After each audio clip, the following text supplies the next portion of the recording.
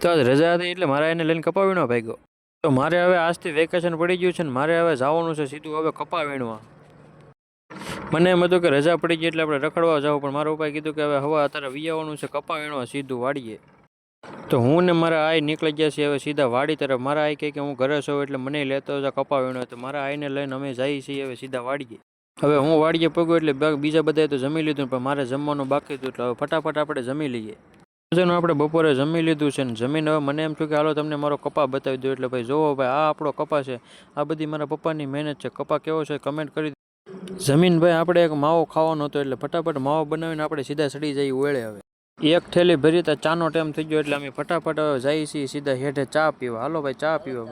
હેઠે પોકતું તો મને એમ થયું કે હાલો ભાઈ તમને થોડોક મારો કપા બતાવી દો. જો ભાઈ આ આપણો કપા છે, આ બધી મહેનત કરીને ભાઈ કેવો હેઠે પોગી એટલે ભાઈ આપણે પી લીધી ચા. મારા પપ્પાએ મસ્ત મજાની ખેતરની ચા બનાવી નાખી. કોને કોને ભાઈ ચા તો ચા પીને પાછી એક થેલી ભરી લીધી. 5 વાગી ગયા. 5 વાગી ગયા એટલે મારા મમ્મીને ઘરે મૂકવા જવાનું હતું. થોડું દી હાથમાં મળ્યો એટલે મારા મમ્મીને હું સીધો પહેલાં પાછી એક થેલી ભરી તો 6 વાગી ગયા એટલે અમારે પણ ઘરે જવાનો સમય થઈ ગયો. ને આ છે આજનો કપા, અંધારું થઈ ગયું છે.